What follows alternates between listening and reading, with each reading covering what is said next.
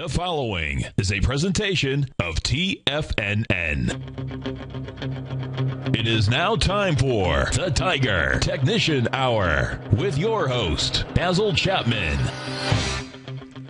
Hi everyone, Basil Chapman, Tiger Technicians Hour. This is the 21st of March, and great to come right in after Steve Rose's excellent 2 hours. Straight after this, you get Larry Pizzavento, then you get Daryl Martin, you get Dave White, Ken Shreve, and then come right back here for Tom O'Brien. Just a full day, and then tonight, you get Bud Rolfs. Bud is giving a webinar on the coming 4 years. His expectations, his analysis, his the techniques that he uses to kind of divulge all those parameters. The way he uses these different PTRs and these channel lines should be an absolutely fabulous workshop this evening. Go to the front page of TFNN, check it out. Now the Dow, as many of you know, in the ChapmanWave methodology, the whole concept, the way it originally started was, I called it the 7-wave form. That was the original name. And the 7-wave form means that you go leg A, up, leg down, leg 2 down to make peak A, leg 3 up, which is B, leg 4 down, which gives you peak B, leg 5 up, which gives you leg C, leg 6 down, which gives you leg 7-wave form, huh? Let me do this. 1, 2, 3, 4, 5. Then you get leg 6 down, gives you peak C, and 7 is your 7th, which gives you your requisite D. D is what you try to get you in the ChapmanWave. That I've stopped counting the number of times just in the charts that I show you, especially the 120-minute chart, which is just an absolutely beautiful thing to use. Reason why? Yeah, you can use the 60. But I like the 120 because it's between the 24 hours of the daily chart. Well, not the trading 24 hours unless you're using futures, which is a little less than 24 hours. But it gives you that longer time span. And then those shorter time spans are equivalent to, say, going from not even a 10-minute to a 60-minute. I suppose it's like a 7 or a 5-minute to a 60-minute. So I like it. It's right in between. It's like your intraday benchmark. But the beautiful thing about the 120-minute chart is very often it gives you fantastic swing trades for 3 to 6 days to the upside or the downside. What's happened here is that the Dow, how can I get, I'll go to this chart because it's just a little easier to see right here. In this particular chart, you'll see from the low bar right there, let me just make that a little darker. That's the low. Format, make it a little bit darker just for the moment. There it is. There you go. From the low of 13,000, whoops,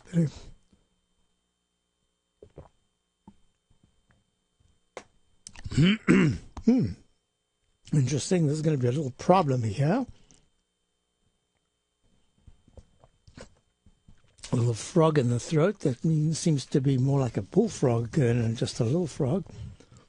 All right, from the low at 13,784.01 on the 25th. I must type that in because I keep saying, oh, that, and then I've got to write it out. T225.13. From that low, and I'm just checking out, I want to see if everything's on the screen nicely. Yep, you can see that very well. From that low, you get a peak A. That's a little messy. Let me see just for the moment. I'll make it wider. At 14,149, pulls back, holds above the 9-period exponential moving average, goes to peak B at 14,478 on the 12th of March, pulls back, goes to the next high of 14,539, peak C, pulls back. Yesterday makes a nominal new high at 14,546.82. Now, thus far, as we're speaking right now, Eastern Time, 11:11, what we're looking at is that the 9-period moving average is holding. That support is key. That's what I said to subscribers this morning. And that has to really hold. So that means that the peak that we're looking at in the Dow, just a nominal new high, 13 points or something, that's really important. It has fulfilled the requirement of getting you in a buy mode to a peak D. And as I'd mentioned, we've been long since the March the 4th, the low of March the 4th, equivalent to about Dow low was 14,030. We got in at about 14,050, and we went along the DDM. That's 200% long. And this is where I have to start being very careful. Why? Because you expect to get to D. You do get to D. Now there's a confirmation, at least so far today, that it could be not a confirmation. There's a chance that it could be a peak D if there's no new high, and there probably won't be a new high. What do? Well, here's the thing. If you're looking at other indices, now I, over the years, had just relied on the Dow. When we got there, I went cautious. I flipped, or I went to a short position, either the DOG or maybe the DXD, 200% or 100%. But I didn't want to do it this time. I could still do it, sure. But I really didn't want to do it because everything about this chart says there's a technique that I use. I call it the falling axis. Basically a cone, declining cone, expanding cone. And when it breaks out, it can go 1-to-1, as it did, even more than 1-to-1. When the breakout in the S&P broke above the trend line of 1521 on the 4th of March, it really took out, and then it went to peak A, B, and now we've got a C. And everything about the chart, the MACD's pulled back, but it's still just barely negative with the S&P, with the fast-moving average, just slightly underneath the red line. That's the slow-moving average. But the stochastic's still at 83%. There's a lot of evidence with so many key stocks doing exactly the same thing that I have to believe that in this methodology, there will be an opportunity to see over the coming couple of days. Now, I'm going to put this into the whole packet of Cyprus, etc., etc. But 1563.63 would start leg D. It doesn't tell you how high it's going to go, not this particular technique. Other techniques would. But it does say that there's a good chance if the S&P by tomorrow or Monday, and the banks are opening on Tuesday, and already there's this whole thing about, is there going to be a run on the banks there and all that? Will it filter over into all the other countries?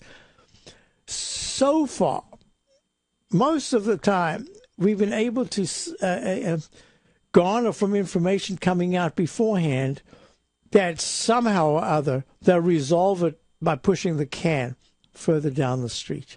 Now, maybe it's uphill. The can can't be kicked very far because it keeps coming back down. I don't know. If you've flown over Cyprus, that is huge. It's a huge island, and it is it is big. In fact, I remember flying over, and there was a part where I looked down, I said, I'm going across towards the United States, and I remember looking for miles and miles. I never saw, maybe from the distance I couldn't see it, but I never saw a house. This is on the island, so that would be, let me think of it this way. That would be going east, from west to east. I might be wrong, but I remember this, and I remember saying, wow, this is a big place. And there's nothing there in the one part. Of course, it's very built up in certain areas, but it's not a very big population. However, it's important right now because of the domino effect. That's why. So I am looking for the S&P to break 1563.62. I don't know, maybe it'll be just one sudden move to the upside where everyone says, oh, thank goodness it's all over, and by Monday, Tuesday or something, we're making that new high. But there's something else that's going on. Gold, and I want to get to that. So let me just do this. I wanted to do the Dow and the S&P, which I've done. S&P, if this week, by tomorrow, the S&P is able to break 1563.62, then we've continued leg C. If we don't, we've got a peak C, and then here again in the weekly, last peak D at 1474.51 gave you one heck of a pullback down to 1343. So I'm watching this all very closely. However, the Dow is only in B. leg B, and it can't be a peak B because this week we've already made a new all-time high. So this is leg B still. I can't get a peak B until Friday a week, if there's no new high, going all the way into Friday week. Okay, so I want you to do that. Let's just run the numbers. Now, gold is up 6. If there really was a crisis, let me just show you the gold chart. And it's just a tad behind. I think it's 20 minutes or something behind. Look, gold is in leg D, but this is a pathetic D. It's gone from 1554, and it's taken all this time from the 21st of February till today, the 21st of March, a month of trading days, 20-something trading days. And it's only gone to 16, what's the high today? 16. So it's managed to do 60 points in this rectangle formation, which is also the arch which goes to an M formation. The weekly is improving, but the MACD hasn't crossed positive. In fact, it's just barely turning up right now. And the stochastic has given a sign that says, aha, if there is a crisis next week, you can expect gold to start to move and cross the 1629 200-period exponential moving average for the first time on the upside since it did it back in the week of the 27th of July of last year. Did I just say last year? This year. Of last year. Of course, it has to be last year, July of last year. And that's going to be very important. Folks, if you're new to my work, the letters that you're seeing on the upside I notate with capital letters to show that the trend is up. On the downside, they're lowercase letters. Oops, I haven't finished the letters here. So this is going to be trough. I call them troughs on the way down and peaks on the way up. And this has gone to a trough D. In a left side, right side, successful so far. Price, time, a match because it hasn't broken. It's got till next week, 2 weeks' time to get to the level which would be 1538.70. It would be the target on the downside.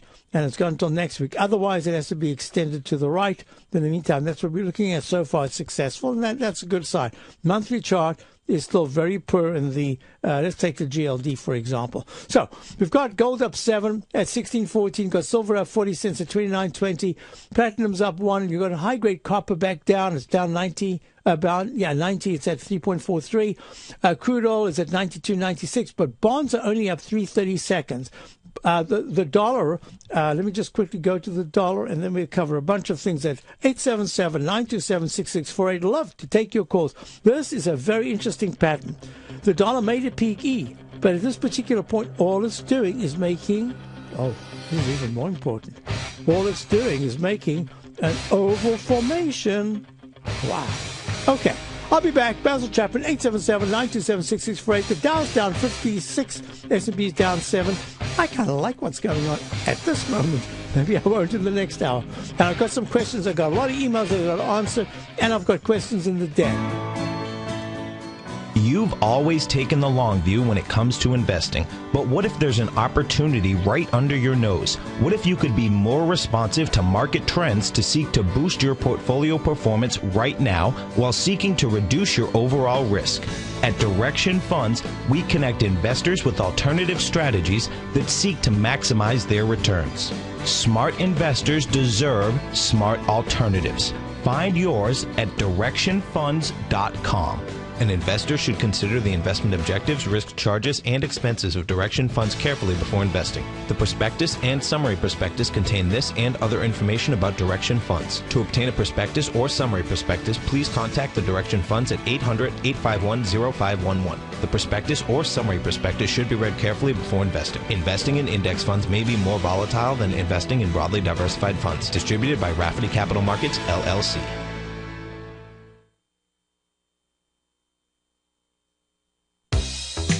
With the launch of Tiger TV, TFNN has brought our programming to the next level. With Tiger TV, you can gain access to each host's charts and computer screens as they host their daily stock program. Whether it's Tom O'Brien, Steve Rhodes, Basil Chapman, Ken Shreve, David White, Larry Pesavento, Victor Jones, or Daryl Martin, you can catch all of our technicians hosting their programs live and archived on Tiger TV for your viewing pleasure 24 hours a day, 7 days a week. If you haven't checked out Tiger TV, then visit TFNN.com and see what you're missing.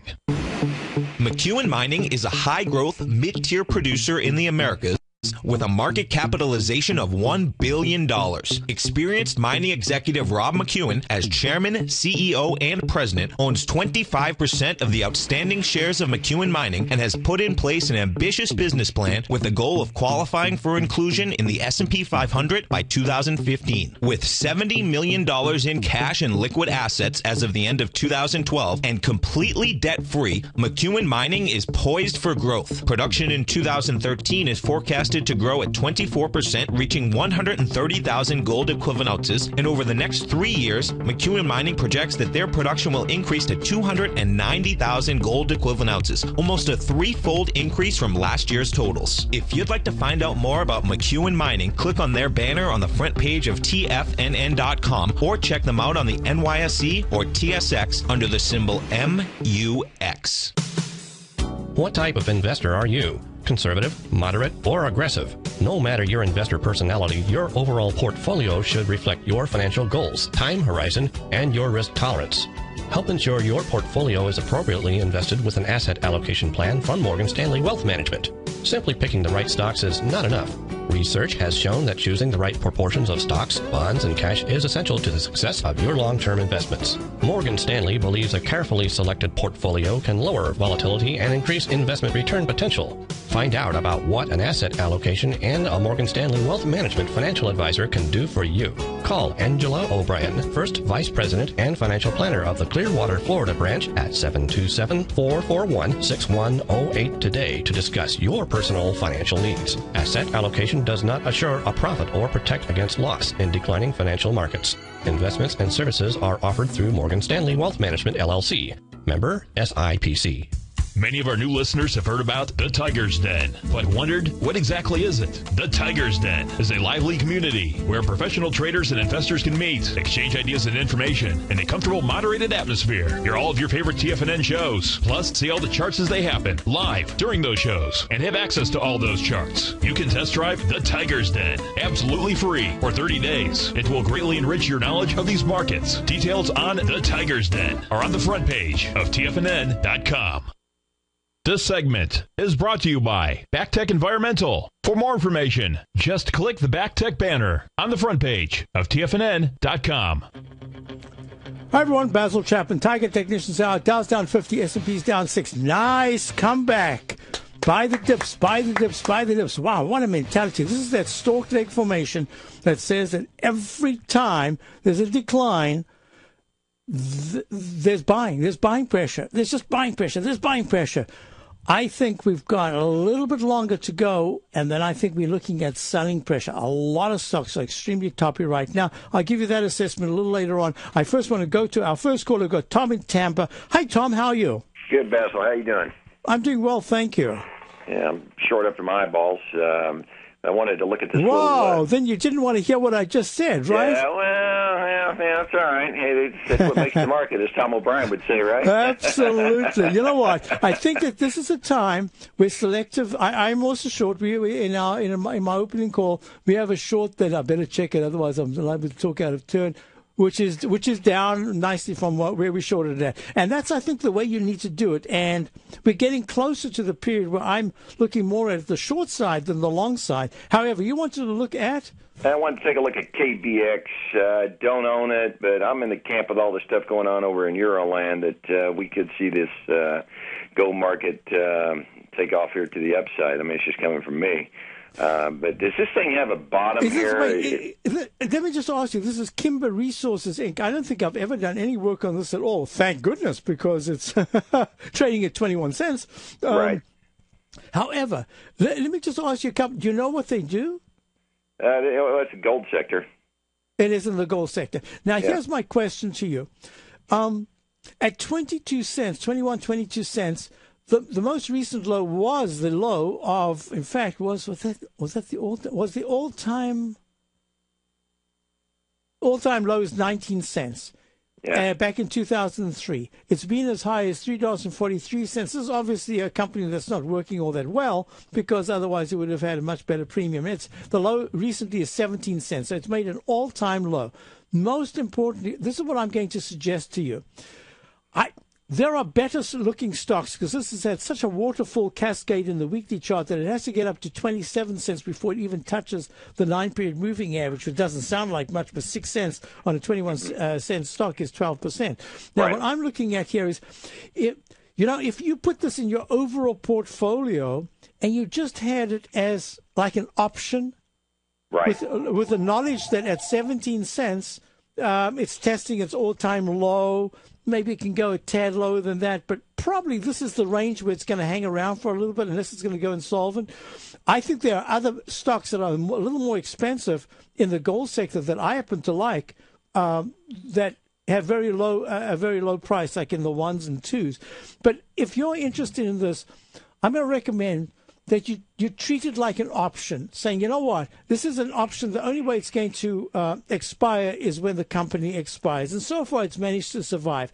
I'm going to say, don't put too much money on. After at 22 cents, 21 cents, if it has a fantastic move to the upside, that could be maybe, 38 cents, 45 cents. Well, that's that's more than a double. I would rather see you double a small amount of money than lose a chunk on a 21-cent stock. Right. So my recommendation is that this, from the candle that was formed last week, from the candle that so far is being formed this week, to the monthly chart making this pattern I call the Eiffel Tower, straight up, straight down, I think you've got a really good chance of a bounce, but it could also just stay right between 17 and 18 and 24 and 25. So this is my recommendation. Skate in, get a little bit now.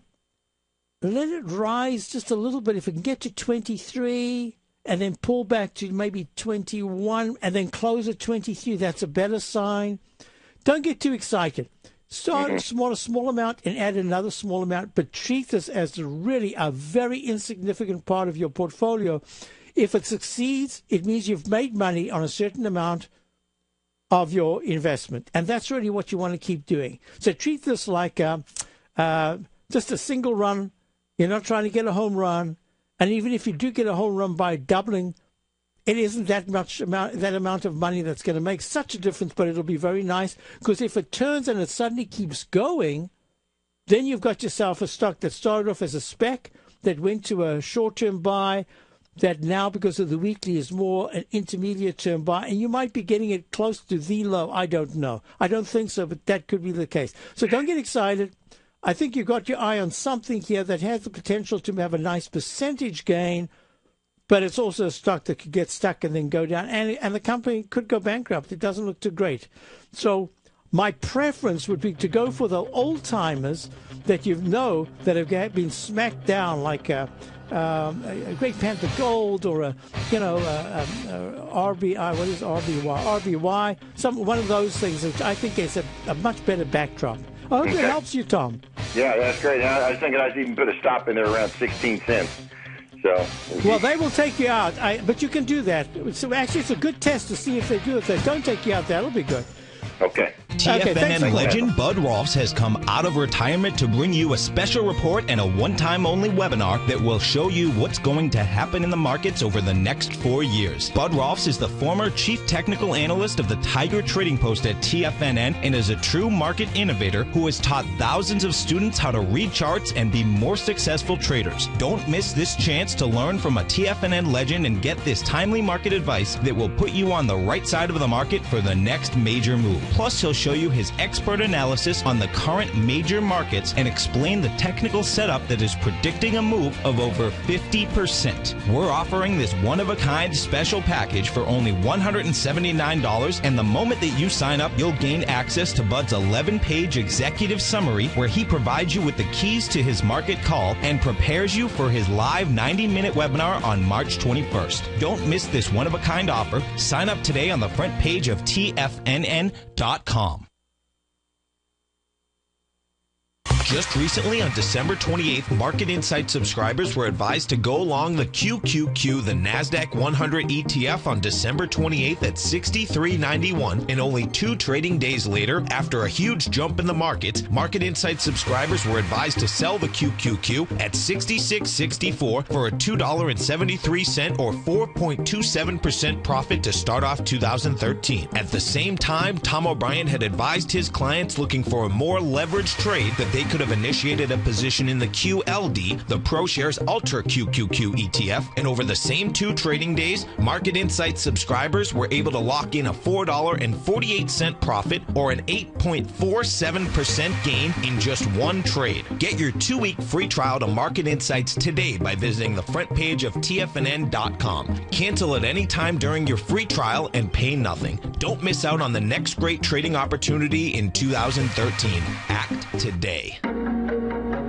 In quiet markets, investors search for new trading opportunities. We'd like to introduce you to a new product that provides opportunities even in flat markets. Nadex, the North American Derivatives Exchange, is a new and innovative Chicago-based exchange registered with the Commodity Futures Trading Commission, and unlike most other exchanges, Nadex allows you to trade directly through them with direct market access when using their trading platform. Nadex never charges a fee to use their platform, which even includes real-time charts and full customization capability. Nadex's unique short-term binary options allow traders and investors to capitalize on strategies even when the underlying markets are quiet. Nadex's innovation has allowed them to come up with a line of unique trading products that are unavailable anywhere else. See how it works at nadex.com. That's NADEX.com, or click on the Nadex banner on the front page of TFNN.com. Futures and options trading involves risk and may not be appropriate for all investors.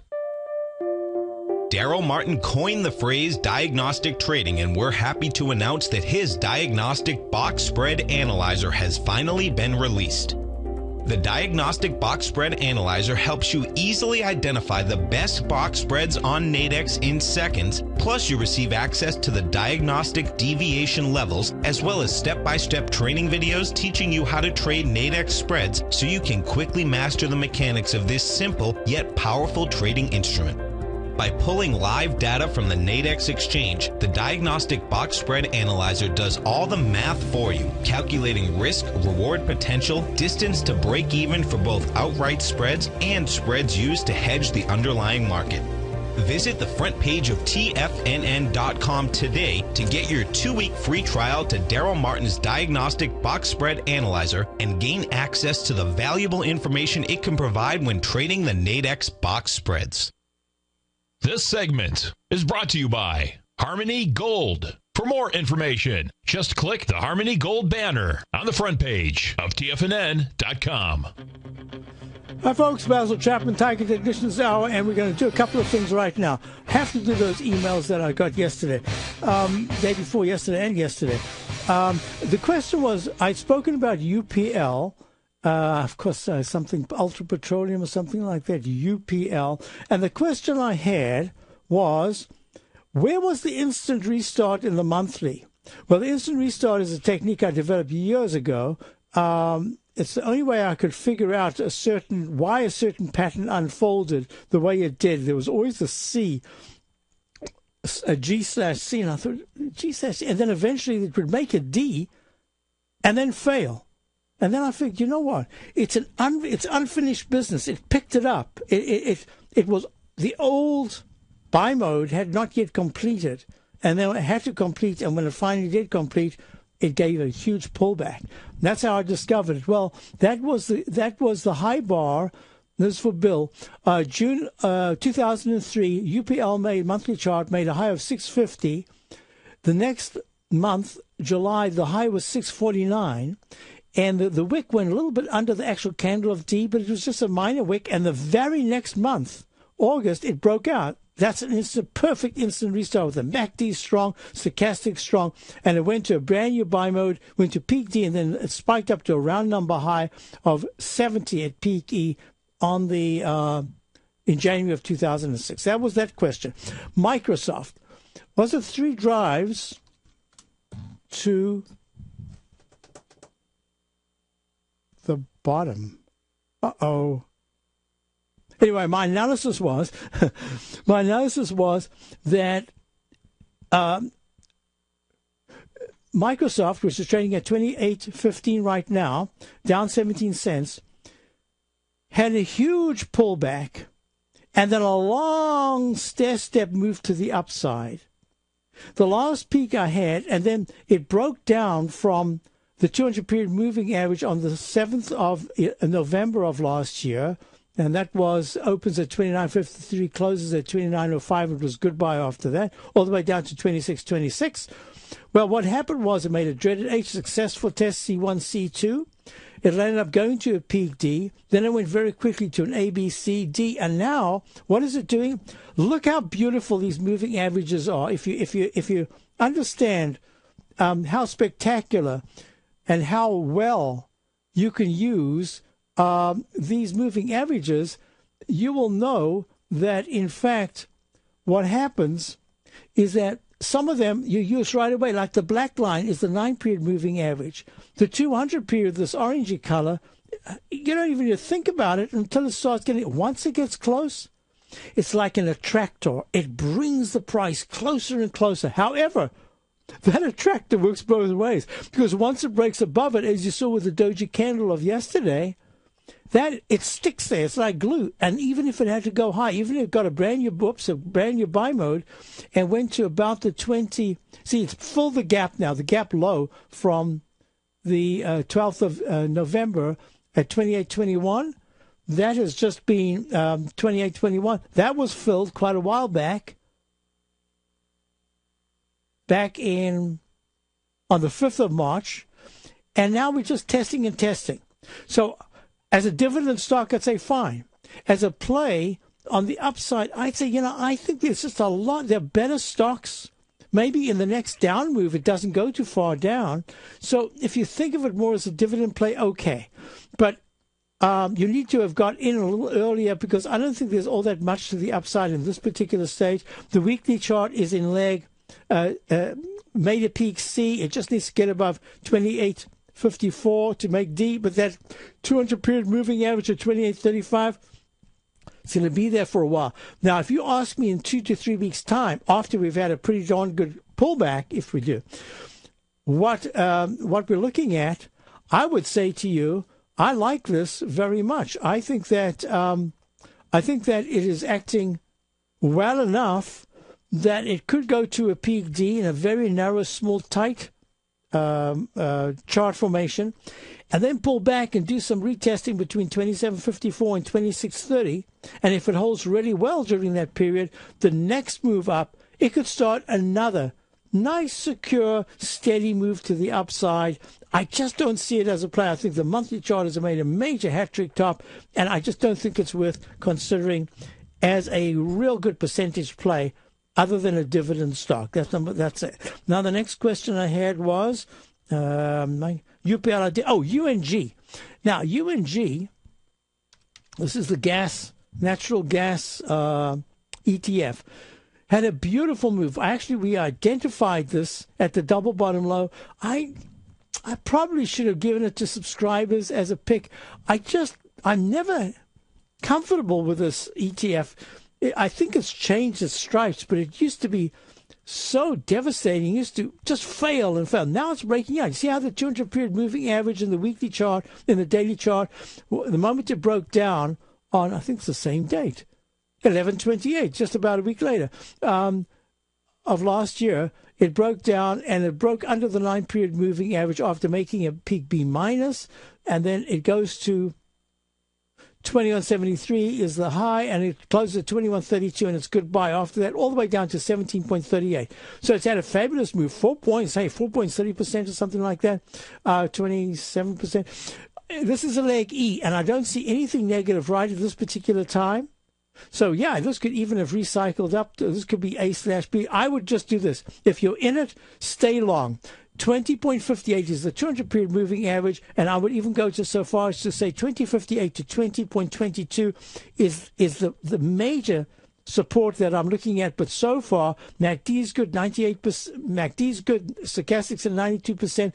The weekly chart is the only reason why I really didn't get into this on that double bottom low is because the weekly chart at that particular time, look, as if, wow, if it breaks 1738, the low of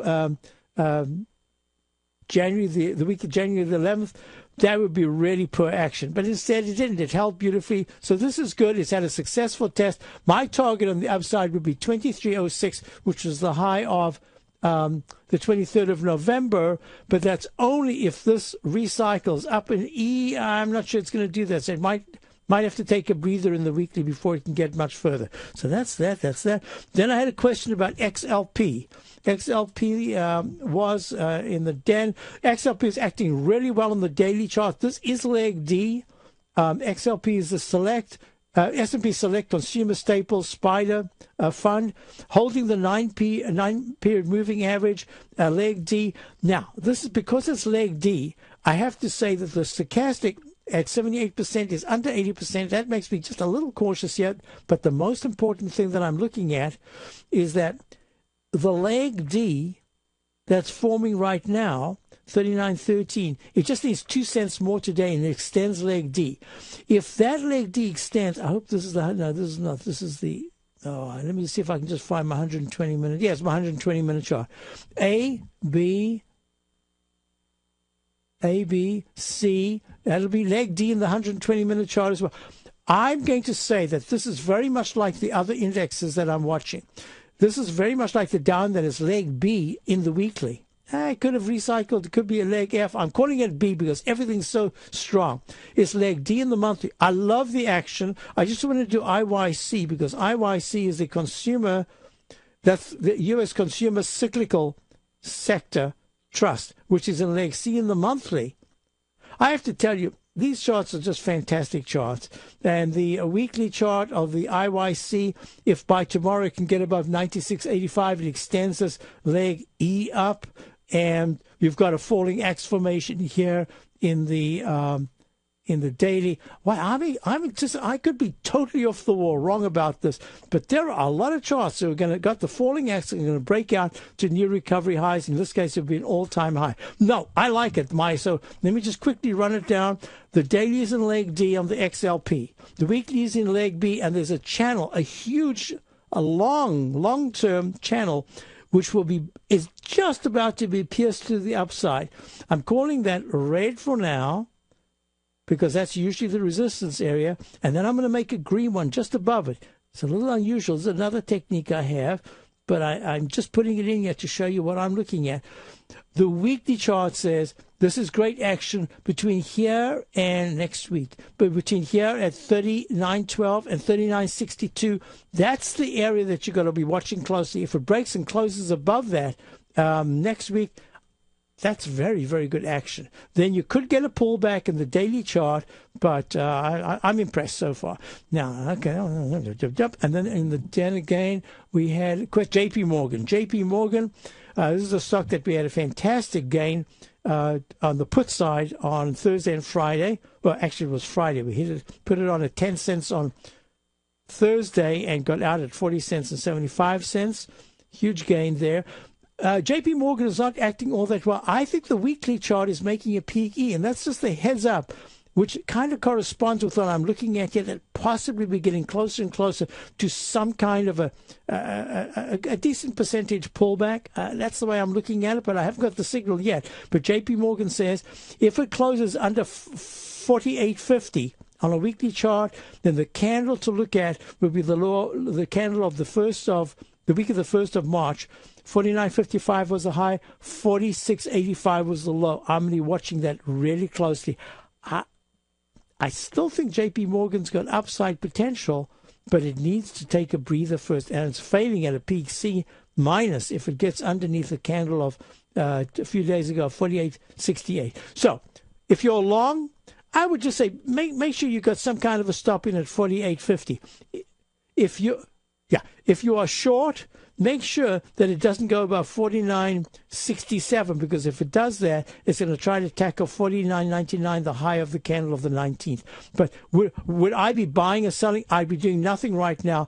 My preference would have been when I went to the option side, the put side on Thursday, I just Didn't have the courage to do it, but I was thinking maybe a short, but to tell you the truth, when it came to pulling the trigger, I probably would not have done that, because that had the potential of being a peak C going to D. I just thought short term, I see all the signs, and then the bank report came out negative to JP Morgan. So I've covered that. Oh, and the weekly chart says, I don't see all that much on the upside for JP Morgan, even if it breaks out. 51 was the round number high. I'm going to type that in now for the weekly chart. 51 round number high.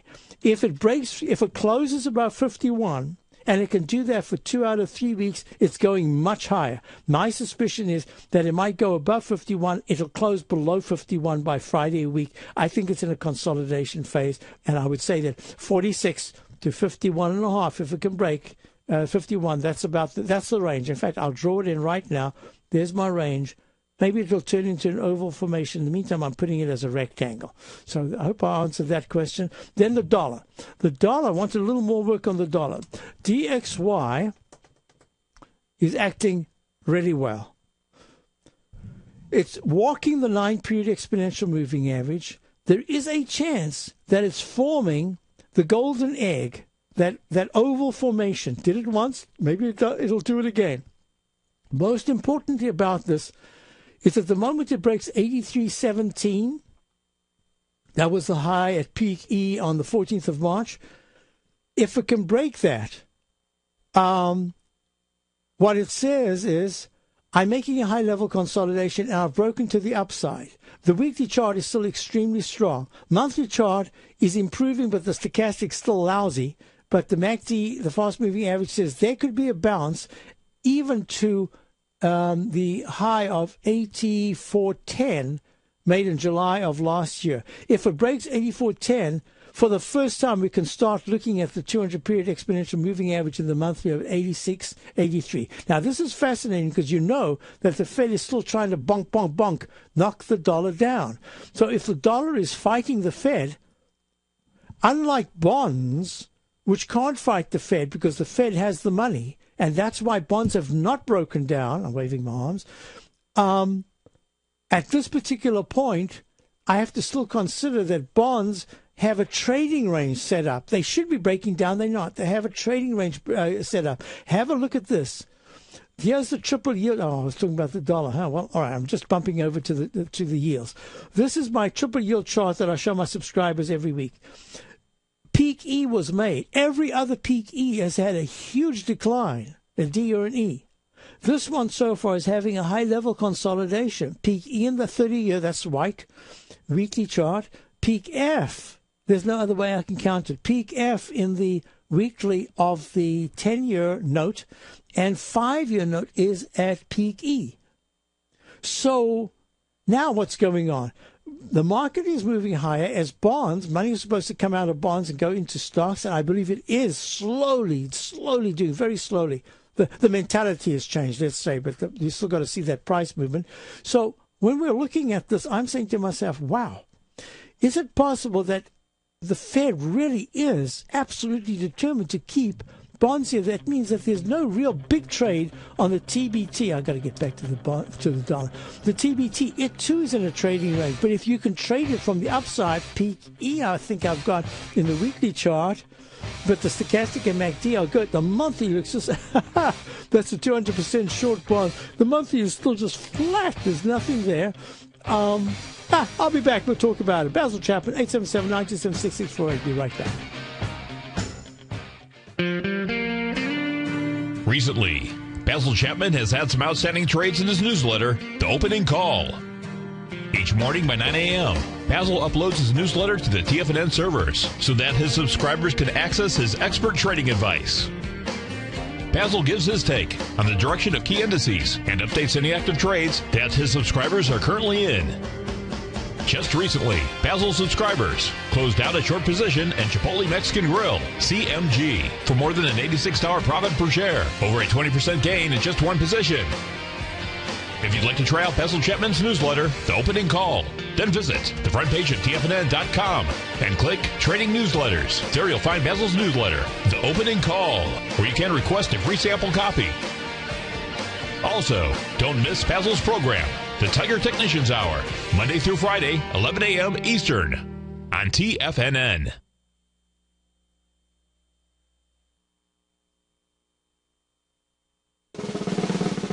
Tom O'Brien's weekly newsletter, The Gold Report, has helped subscribers for over 10 years navigate the high-risk world of exploring and producing gold companies. And now's a great time to sign up for a free month-long trial to see the kind of insight that Tom delivers for his subscribers on a weekly basis. Every Monday, Tom O'Brien issues a quick update on the metal market, giving you his take on the HUI, XAU, GLD, dollar, bonds, and much more. Tom follows Monday's update with a full gold report, which is delivered to subscribers Tuesday afternoon with detailed coverage of 24 separate gold or metal stocks, as well as another 10 to 15 stocks that he lets you know are on his potential watch list. Get your month-long free trial to the Gold Report today by visiting the front page of TFNN.com. Don't spend another year navigating the metal markets on your own. Act early in 2013 and make the most of your gold and metal market investments.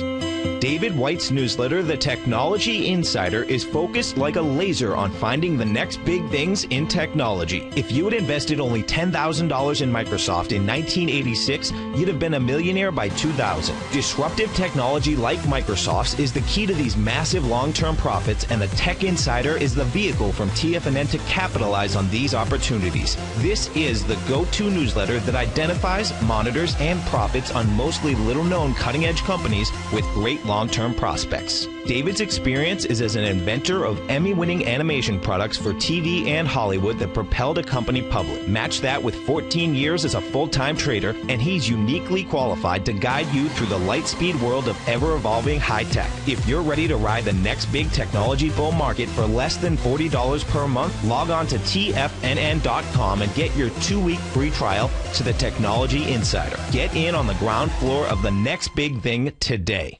Let me tell you something, folks. I have people coming up to me saying, I just can't believe the amount of work that Steve does on his newsletter. And I says, I absolutely agree. That is a recent clip from the Money Masters show that Tom and I do each day at TFNN. My newsletter service, Mastering Probability, is much, much more than a newsletter. Yes, it's outperformed the S&P 500 by 100% during the last 15 months. But more importantly, it's an extraordinary education, a roadmap for your success. And it's yours risk-free for the next 30 days. Just go to the homepage of TFNN.com and click on my name, Steve Rhodes, and then Mastering Probability, because everyone needs a success strategy. For most, it's a competitive edge, the will to win, the drive to overcome any obstacle. Whatever you call it, winners find a way. Find your way to Mastering Probability today, because your journey to extraordinary rewards is just one click away. This segment is brought to you by TFNN. Test drive all the newsletters for free at TFNN.com.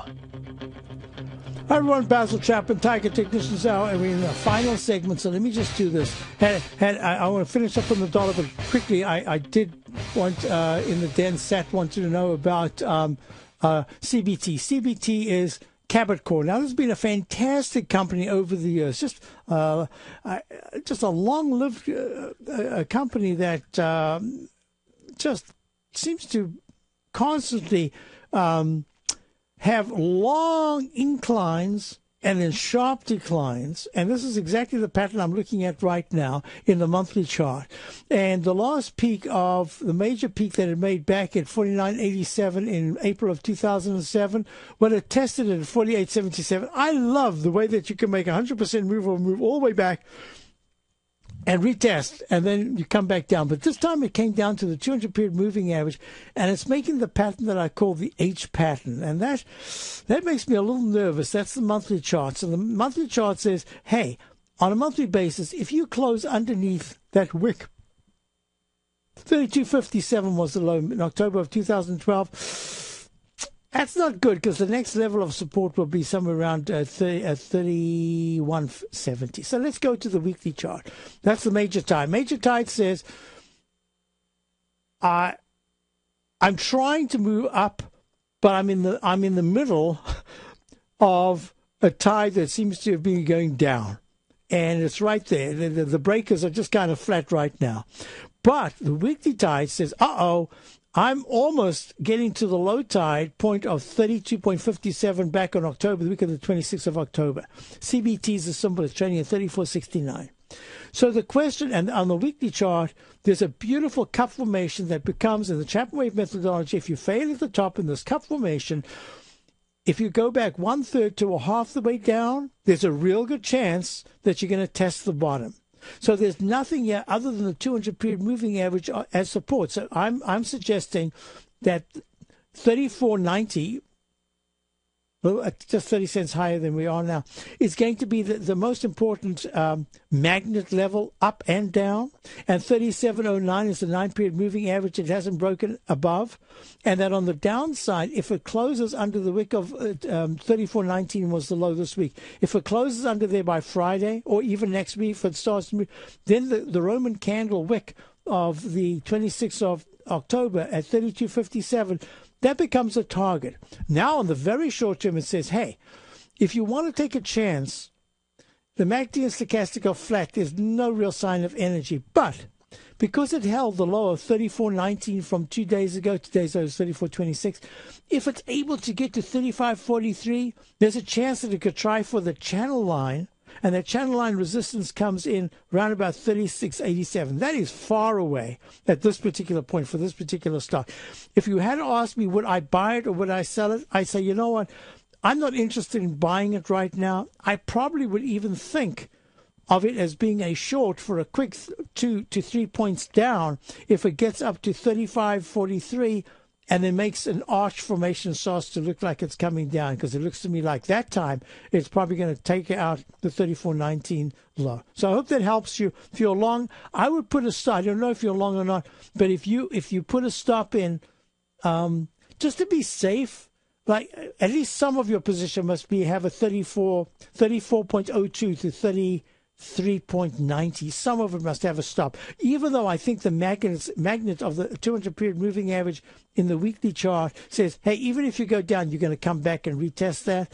I don't know if I want to risk. Next question in the den was, I can only count an instant restart in the 30-minute. Does that usually resolve itself with a trough EF? I don't know if I've got a time for that. I don't have time for it. Hey, folks, I'll look at it over. I'll answer the question tomorrow. Tomorrow's a more technical Friday with the ChapmanWave. So, folks, I'm anticipating a new leg up in the S&P to get to that leg D. It doesn't have to do it, but I don't know why it shouldn't do it. And the Dow's already done that. I'm expecting the high-level consolidation in the dollar. Stay tuned for Larry. Larry will be going through a bunch of stuff that's absolutely fabulous to watch. Have a great day. I'll be back tomorrow.